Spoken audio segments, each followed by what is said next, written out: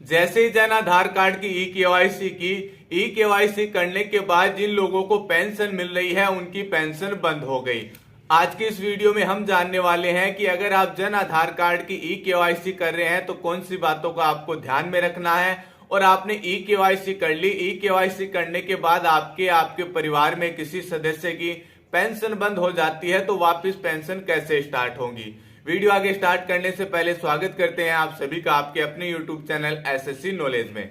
जैसे आपने जन आधार कार्ड की ई केवाईसी करवाई, जल्दबाजी में आपने ई केवाईसी तो कर ली, लेकिन ई केवाईसी करने के बाद परिवार का कोई ऐसा सदस्य है जिनको पेंशन मिल रही है, वो मिलती मिलती बंद हो गई। अब वो पेंशन वापस से कैसे स्टार्ट होगी। सबसे पहले तो आपको ये ध्यान में रखना है, आपके जन आधार कार्ड में किसी सदस्य को पेंशन मिल रही है और आप उस जन आधार कार्ड की ई केवाईसी कर रहे हैं या फिर 4 पेज का जो आय प्रमाण पत्र अपडेट कर रहे हैं, तो उस समय आपको कौन सी बात ध्यान में रखनी है। जन आधार कार्ड की आप ई केवाईसी कर रहे हैं, किसी व्यक्ति को पेंशन मिल रही है और उस व्यक्ति का जो आधार कार्ड है वो डिटेल आपको चेक करनी है। जैसे आप ई केवाईसी करेंगे तो आधार कार्ड में जो जन्म दिनांक है वो जन आधार कार्ड में अपडेट हो जाएगी। अब यहाँ पर आपको ध्यान में रखना है, जैसे आप आधार कार्ड की ई केवाईसी करते हैं, आधार कार्ड में उम्र अलग है, जन आधार कार्ड में उम्र अलग है। ई केवाईसी करने के बाद आधार कार्ड की उम्र जन आधार में अपडेट हो जाएगी। लेकिन यहाँ पर आपको ध्यान में रखना है, आधार कार्ड में उम्र अगर कोई महिला व्यक्ति है, वृद्धावस्था उनको पेंशन मिल रही है तो 55 साल से अधिक आधार कार्ड में उम्र होनी चाहिए, और अगर कोई पुरुष व्यक्ति है तो उनकी उम्र 58 साल से अधिक होनी चाहिए। अगर उम्र आधार कार्ड में कम है तो सबसे पहले आपको आधार कार्ड अपडेट करवाना है, उसके बाद उस जन आधार कार्ड की ई केवाईसी करवानी है।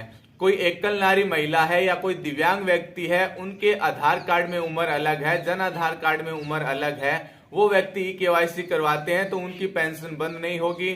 वृद्धावस्था जो पेंशन मिलती है, आधार कार्ड में उम्र कम है और वो व्यक्ति ई केवाईसी करवा लेते हैं तो उन व्यक्तियों की पेंशन बंद होगी। इसके बाद आपको 4 पेज का आय प्रमाण पत्र जन आधार कार्ड में अपडेट करवाना होता है। तो आय प्रमाण पत्र अगर आप अपडेट करवा रहे हैं तो किसी व्यक्ति को पेंशन मिल रही है, उनके नाम के आगे आपको आय 48,000 रुपए से कम रखनी है। अगर 48,000 रुपए से ज्यादा की आय आप लिख देते हैं तो उनकी पेंशन भी बंद हो जाएगी।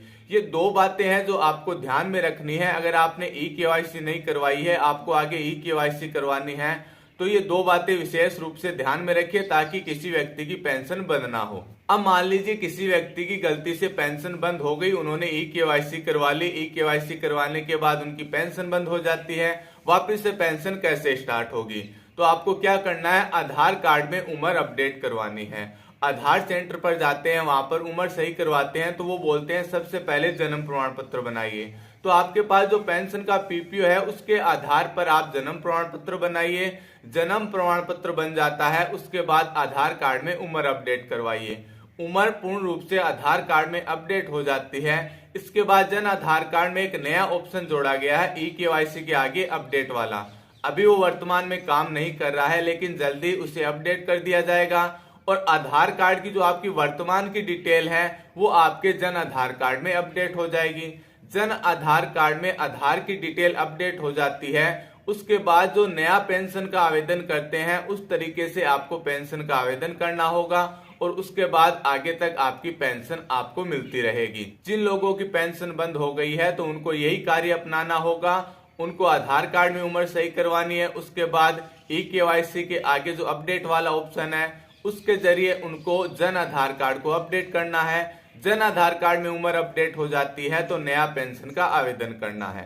अगर आपके परिवार में किसी सदस्य की पेंशन बंद हो गई है, जन आधार कार्ड की ई केवाईसी कर रहे हैं या और अन्य कोई समस्या है तो आप हमें कमेंट बॉक्स में लिख के बताइए, आपकी समस्या का समाधान किया जाएगा। वीडियो अच्छा लगे तो लाइक कमेंट शेयर जरूर करिए। आप हमारे चैनल से पहली बार जुड़ रहे हैं तो प्लीज इसे सब्सक्राइब करिए। मिलते हैं अगले वीडियो में एक नई जानकारी के साथ, तब तक के लिए जय हिंद।